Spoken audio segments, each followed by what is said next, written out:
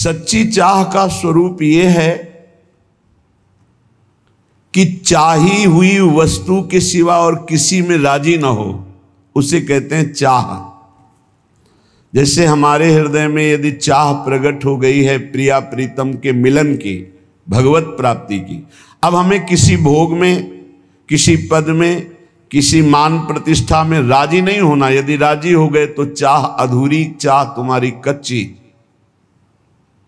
देखो इसमें जरा अपने को इस कसौटी में कसो।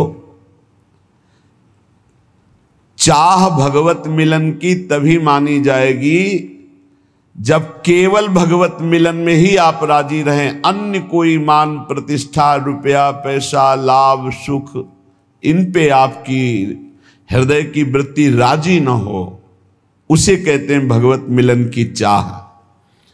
जब चाह हृदय में भगवत मिलन की होती है तो उनके बिना जीना कठिन हो जाता है। सच्ची चाह का स्वरूप होता है अनिवार्य, अत्यंत आवश्यक, उसकी पूर्ति होनी ही चाहिए, नहीं मैं जी नहीं सकता। ये भगवत प्राप्ति की चाह देखो किसके हृदय में है। भारी प्रपंच छाया हुआ है चित्त में।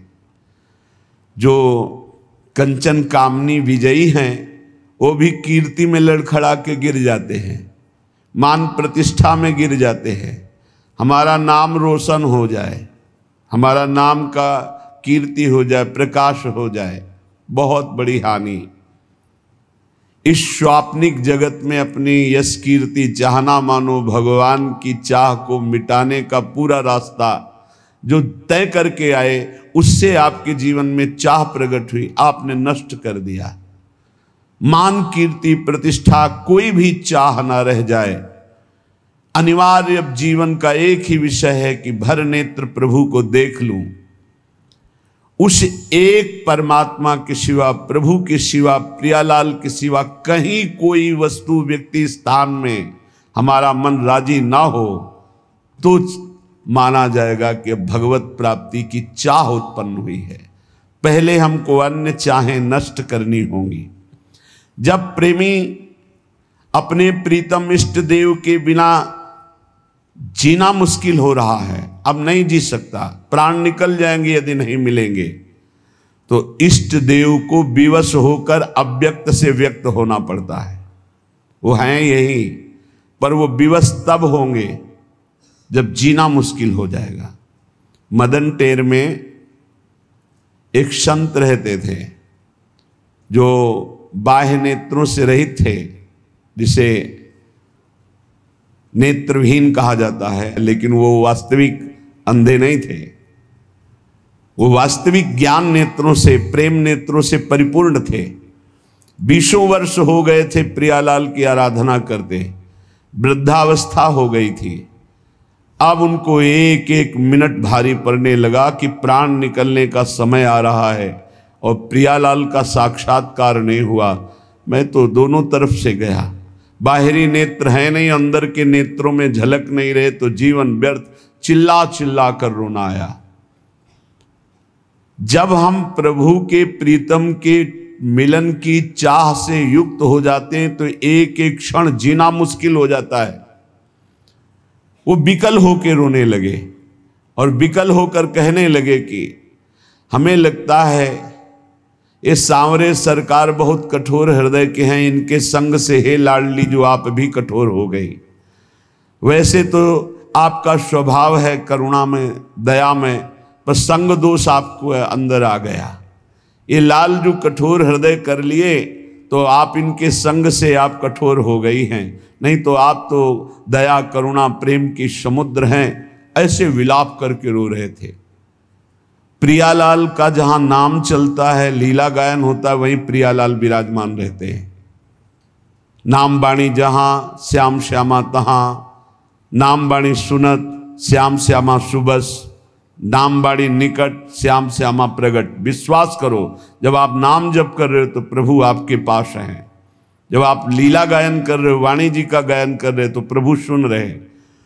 अब उनको तो पता नहीं था, श्री जी सुन रही थी वहीं पास में, भूल गए, अपने आप को भूल गए। ऐसी करुणामयी हैं परम कोमल चित, जैसी हरिवंश परम कोमल चित चपल चली शीघ्रता पूर्वक बाबा के पास और बाबा को पकड़ के कहा, मैं कठोर नाय। लालजू ने कहा, अरे छुप छुप के आनंद ले रहे थे ये भोरी प्रियाजू ने तो भेद ही खोल दिया, तत्काल पकड़ लिया। कौन हो तुम? अपार आनंद हो रहा है। श्री जी ने कहा, ये तुमने कैसे कह दिया बाबा कि लालजू के संग से मैं कठोर हो गई हूं? मैं कठोर ना है तो मैं कैसे जानूं कि आप हमारी स्वामिनी हो? मैं तो आंखों से अंधा हूं, आपको देख नहीं सकता। श्री जी ने कहा, देखो ना। स्पर्श किया, दिव्य नेत्र प्रकाशित हो गए। देखा सामने मंद मंद मुस्कुराते हुए लालजू की, बहुत चतुर हो बाबा।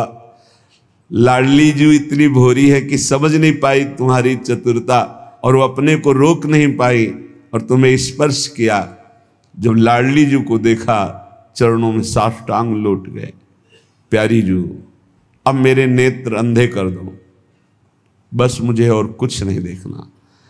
आपको देखा, बस इसी को बसाकर मैं अब कुछ नहीं देखना चाहता। यहां हम इस प्रसंग से ये देखते हैं कि जब हमारे हृदय में मिलन की भारी व्याकुलता होती, उससे पहले हमारे प्रभु हमारे पास विराजमान होते हैं। बस मिलन की व्याकुलता होना ही उनके साक्षात्कार का उपाय है। और ये होता है खूब लीला गुण गायन, नाम जप, अन्य चाहों को मिटा दिया। सच्ची चाह में कोई कामना अन्य नहीं रह जाती। यदि हमें प्रभु से कुछ चाहिए तो अभी प्रभु के दर्शन की चाह नहीं है। प्रभु से कुछ चाहिए, अनुकूलता चाहिए, समस्या हट जाए, विपत्ति हट जाए, शरीर स्वस्थ हो जाए, कुछ भी चाहिए तो अभी प्रभु के दर्शन की लालसा प्रबल नहीं हुई है। जब कुछ लेने की लालसा ना हो और वो दे तो भी लेने की लालसा ना हो, हाँ, कैसे जैसे छोटा बालक रोने लगा, अब मां ने खिलौने भेजे, वो खिलौने में भी नहीं राजी हुआ, फिर भी रो रहा है। मां ने किसी और को भेजा, फिर भी राजी नहीं हुआ, तब मां अपनी गोद में ले लेती। ऐसे लोक लोकांतर की भोग सामग्री हमारे प्रभु हमको दे तो भी उसमें हमें राजी नहीं होना। हमें भोरी सखी की तरह मान कर जाना है। भोरी सखी सेवा कुंज में जो चने बंदरों को डालने जाते हैं, बंदर जो खा के छोड़ देते हैं, उन्हें ठुड्डियां कहते हैं, उनको बीन करके यमुना जी के पावन पुलिन में बैठ करके उनको पा करके रात दिन श्री जी को पुकारते। श्री जी को नहीं रहा गया, राधा वल्लभ जी के पूज्य गोस्वामी जी को स्वप्न में आदेश किया, मेरी प्रिय भोरी सखी यमुना किनारे विलाप करती रहती है, रोज मेरी थाल से उनको प्रसाद भेजिए। जब प्रसाद लेकर के गए और प्रसाद देखा तो खड़े हो गए श्री भोलानाथ जी, भोरी सखी माथे पे लगाया। जब वो चले गए तो रोने लगे कि आपको पता है कि मैं आपके लिए विकल हो रही हूं, आप हमें प्रसाद देकर संतुष्ट करना चाहती, किनका मुख में डाला और यमुना जी में प्रसाद को समर्पित कर दिया और कहा, आप जानती हैं कि मैं आपके लिए विकल हो रहा हूं, बस मुझे आप चाहिए, आप चाहिए। हमें राजी कहीं नहीं होना। अपने को अपने इष्ट देव भी सुख सामग्री देकर अगर हमें राजी करना चाहे तो हमें राजी नहीं होना। हमें आप चाहिए, आपसे नहीं। हमारा लक्ष्य आप हैं, आपसे कुछ नहीं चाहिए। उपासना करने वाले को जो ऐसी भावना वाला होता है उसको बहुत जल्दी भगवत साक्षात्कार मिलता है। भगवत प्रेम की अपार वृद्धि होती है जब ये बात होती कि आपसे भी कुछ नहीं चाहिए, आप चाहिए। दर्शनानंद का यथार्थ लाभ उसी को प्राप्त होता है जिसके अंदर ये विकलता होती है मिलन की। चाह को बढ़ाने का एक सरल उपाय और सफल उपाय है। पूज्य भाई जी श्री हनुमान प्रसाद पोद्दार जी कह रहे हैं जब तक आप भोगों को अनित्य मान करके उनका त्याग नहीं करेंगे तब तक ये चाह बढ़ेगी नहीं। तत्काल सत्संग से प्रकट भी होगी तो दब जाएगी, वो प्रकाश नहीं कर पाएगी। चाह तो कहीं ना कहीं चिंगारी रूप में है ही, तभी तो आप रात्रि में चैन से सोते नहीं हैं, सत्संग के लिए भागते हैं। चाहे पानी गिरे, चाहे सर्दी हो, चाहे भीषण गर्मी हो, हर परिस्थिति में तो ये चाह ही तो आपको सत्संग में ला रही है, ये चाह ही तो आपसे नाम जपवा रही है, ये चाह ही तो संसार के भोग रागों का त्याग कर रही है। पर अभी हमारी कहीं ना कहीं चाह में मिलावट है, अपने शरीर सुख की, अपनी इंद्रिय सुख की। जब हम संसार के समस्त भोगों को दुखदायक समझकर, नाशवान समझकर सारी इच्छाएं छोड़ देते हैं और कोई परलोक की कामना नहीं रखते, स्वर्ग जाएंगे, अप्सराएं मिलेंगी, अमुक अमुक अमुक ऐसा, इन भोगों का भी त्याग और निरंतर नाम जप और भगवत लीला गायन, ये दो बातें जीवन में बहुत जोर की बैठ जाएं। सेवक शरण सदा रहा है, अनत नहीं विश्राम, बहुत जोर की बात है। कै बाणी हरिवंश की और कै हरिवंश नाम, समिट जाओ, दो जगह समिट जाओ। या तो बाणी चल रही, पद गुनगुना रहे हैं, और या नाम जप चल रहा है। और संसार के समस्त भोगों को अनित्य जानकर उनकी तरफ से उदास हो जाओ। नहीं भोगना, नहीं सुख है, चाहे जितना आप संसार के भोगों को एकत्रित कर लो, भोग लो, परिणाम में दुख, अशांति, चिंता, शोक, भय यही बना रहेगा। जब उपासक समस्त भोगों की वृत्ति का त्याग करके एक एक वृत्ति से भजन करता है, भगवत चिंतन करता है, भगवत लीला गुणगायन करता है, तो उसके अंदर विरह प्रकट होता है। ये आग होती, आग, विरहाग्नि। ये भगवत विरह एक ऐसी दुर्लभ स्थिति है जो किसी किसी महान सौभाग्यशाली को प्राप्त होती है। ये सबको प्राप्त नहीं होती, सबको हो सकती है, पर इस कोटि का त्याग कोई नहीं कर पाता। बहुत आश्चर्य होता है, जिन भोगों के लिए बड़े बड़े वैरागी डरते रहते हैं कि कहीं हमें पतित न कर दे, सत्संग और नाम जप का प्रभाव ऐसा कि हमने कई ऐसे गृहस्थ परिवार देखे हैं अपने संपर्क में हैं, शिष्य जन हैं और आजीवन ब्रह्मचर्य का नियम लिए हैं। सब परिवार सुख भोगों का त्याग करके बलिहारी है, बलिहारी है, उनके ऊपर अपार कृपा, पर अभी कहीं किसी राग में टिके हुए हैं जिससे विकलता नहीं आ रही। कोई न कोई आंतरिक राग है, उसको छोड़ दो तो विकलता आ जाए। कह रहे हैं ये परम सौभाग्यशाली किन्हीं उपासकों में ये विरह प्रकट होता है। विरह स्थिति, बिना विरह के संयोग सुख का अनुभव नहीं होता। जो लोग ये समझते हैं कि इस प्रेम मार्ग में विरह नहीं, तो आप भोरी सखी के पद पढ़ के देखो कैसा विरह है। विधि निषेध की परवाह नहीं शास्त्र की, प्रेमी का बस एक ही स्वभाव बन जाता है, उनकी याद करके रोना। वृंदावन धाम है, यहां की यही रीति है। समस्त गोपीजन एक साथ बैठ जाती, भगवत चर्चा करती है और चीख चीख चिल्ला चिल्ला के रोती। कभी संयोग का अनुभव होता है श्री कृष्ण के, कभी वियोग का अनुभव होता है। पल पल में नवीन नवीन प्रेम का आनंद उत्पन्न। यही दशा देख करके तो उद्धव जैसे ज्ञानी वो धूल धूसरित हो गया ज्ञान कि अभी हमको वो श्री कृष्ण का प्रेम प्राप्त नहीं हुआ जो इन महाभाग्यशाली गोपियों को प्राप्त है। ये विरह वेदना जब हृदय में प्रकट होती है, ये सारे कर्म संस्कारों को जलाकर राख कर देती है। जो भोग वासना के बीज जन्म जन्मांतर से पड़े हुए हैं, सब भस्म हो जाते हैं इस विरहाग्नि में। प्रीतम की स्मृति में अपार सुख और दुख दोनों का अनुभव होता है। इतना दुख होता है कि सारे पाप कर्म जन्म जन्मांतरों के सब भस्म हो जाते हैं और इतना सुख होता है कि सारे शुभ भस्म हो जाते हैं। शुभ अशुभ भस्म हुए, भगवत साक्षात्कार हुआ। जब तक शुभ है तब तक भगवत साक्षात्कार नहीं होगा, अशुभ की तो बात जाने दो। शरण निरापक पद रमित सकल अशुभ शुभ नंस, देत सहज निश्चल भगत सु जय जय श्री हरिवंश।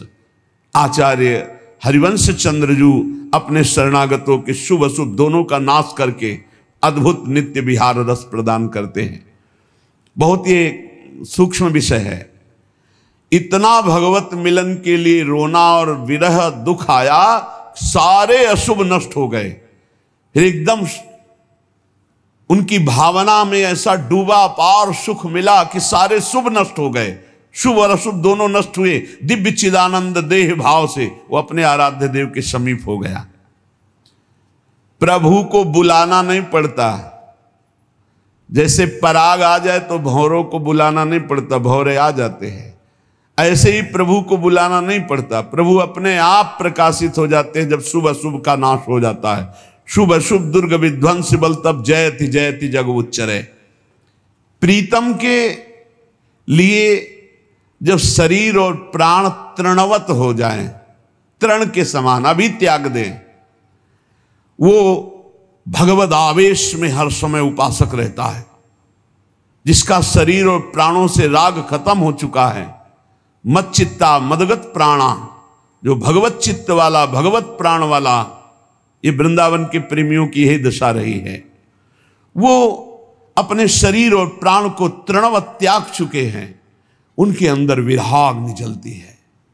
भगवत धाम, भगवत रूप, भगवत लीला, ये स्वयं उसके हृदय में प्रकाशित हो जाती है जो प्रभु की विराग्नि में जलता है।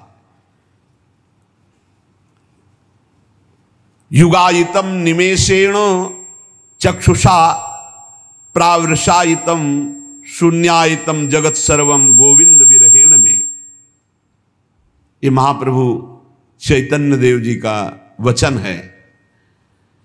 गोविंद के विरह में एक निमेष कहते हैं पलक झपकने को, युगों के समान मुझे लग रहा है। युगायितम निमेषेण चक्षुषा प्रावृषायितम शून्यायितम जगत सर्वम गोविंद विरहेण में, एक पलक झपकने के समय में युगों के विरह का अनुभव हो रहा है महाप्रभु गौरांग देव को। ऐसा लग रहा है कितना लंबा समय हो गया हमने अपने प्राण प्यारे प्रभु को नहीं देखा। आंखों से अश्रुधारा बहती, बूंद नहीं अश्रुधारा। सारा जगत शून्यमय दिखाई दे रहा है, कोई प्रभु के सिवा कहीं कुछ नहीं, एकमात्र प्रभु, और वो दिखाई नहीं दे रहे, इसलिए भारी विराग्नि अश्रु प्रवाह। शून्यायितम जगत सर्वम गोविंद विरहेण में, गोविंद के विरह में सारा जगत शून्य लग रहा है। एक पलक झपकने का समय भी युगों के समान लंबा लग रहा है। इस भगवद विरह में इतना असीम सुख है कि ब्रह्मा को भी वो सुख नहीं है। जो ब्रह्म पद में विराजमान ब्रह्मा जी हैं, जो भगवद विरही को आनंद मिलता है, वो ब्रह्मा जी को नहीं। फिर मिलन का जो आनंद होता होगा उसकी बात क्या। जिस दुख के सुख की समानता ब्रह्मा जी के पद में नहीं है, ब्रह्म परमेष्टि पद में, फिर उस सुख की समानता कहां की जा सकती है जो अपने प्रीतम को दे। निरखत नित्य विहार पुलकित तन रोमावली, आनंद नयन सुधार, यह जो कृपा हरिवंश की। त्रपित न मानत नैन कुंज रंध अवलोकितन, यह सुख कहत बने न, यह जो कृपा हरिवंश की। विरही को जो परमात्म सुख प्राप्त होता है वो परमेष्ठी पद ब्रह्मा को भी नहीं प्राप्त है। ये प्रेम शून्य विषयी पुरुष इस बात को कैसे जान सकते हैं। वो अनुमान भी नहीं लगा सकते कि ये क्या चर्चा कर रहे हैं। विरही जलता है प्रभु के मिलन के लिए, पर उस जलन में महान शांति महान आनंद होता है। जलन में आनंद, महान शांति महान आनंद, एक आनंद की जलन होती है। जैसे ठंडा तो एक सीमा तक ठीक है, लेकिन बर्फ में लिटा दिया जाए तो लगता है ना दुखद। तो आनंद सहने की हमारे हृदय में एक क्षमता है। वो आनंद का सिंध उमड़ पड़े तो मीरा जी बोल पड़ी, जो मैं ऐसा जानती प्रीत किए दुख होए। आनंद की अधिकता में बोल रही हैं। तो नगर ढिंढोरा पीटती है जी प्रीत न करियो कोई। आप चलिए फिर इस मार्ग में आगे खुद अनुभव होगा। इस जलन को वो मिटाना नहीं चाहता, वो बढ़ाना चाहता है प्रेमी। मिलन की भारी उत्कंठा और विरह अश्रुओं से कपोल भींगे हुए मिलन की भारी उत्कंठा बलिहारी है ऐसे उस उपासक को जिसकी ये स्थिति है।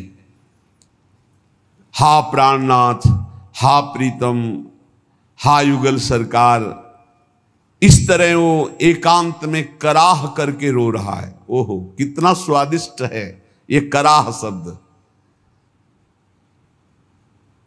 आर्त भाव से, वो तो जो जीवन में कभी ऐसा कुछ मिनट के लिए अवसर आया वही एक कराह शब्द को जानते हैं।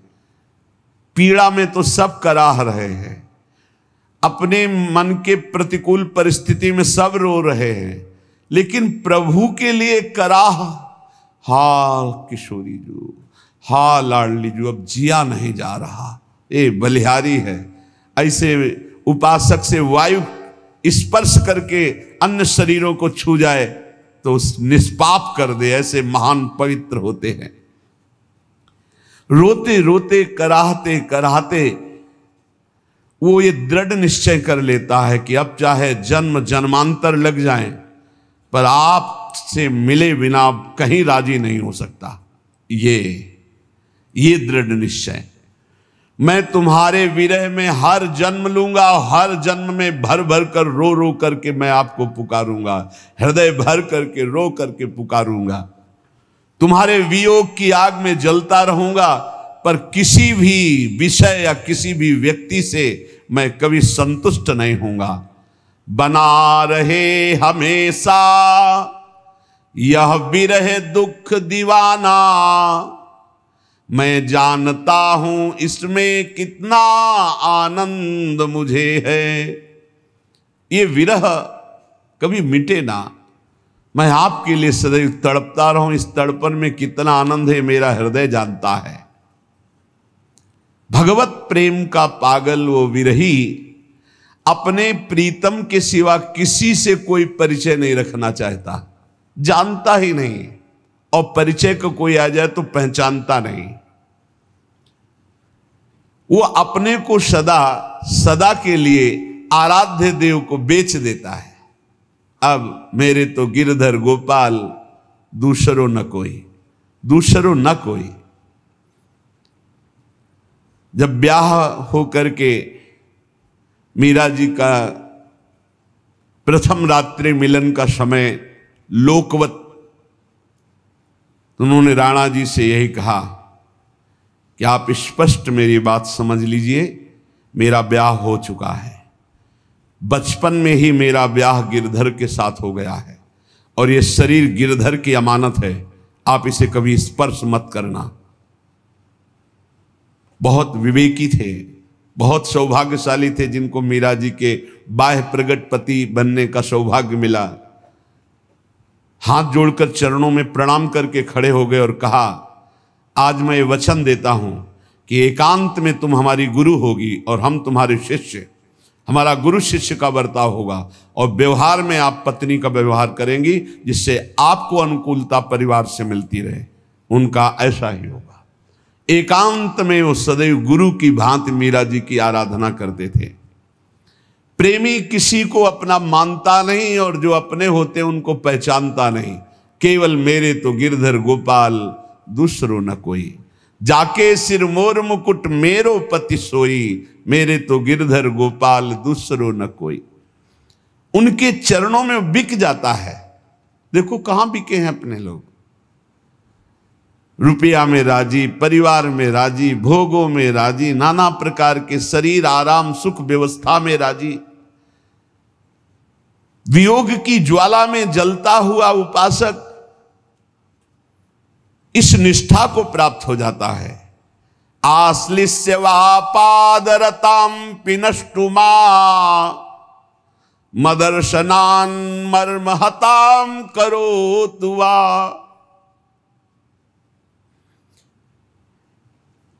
यथा तथा वा विदधातु लंपटो मत प्राणनाथस्तु सएव नापरः।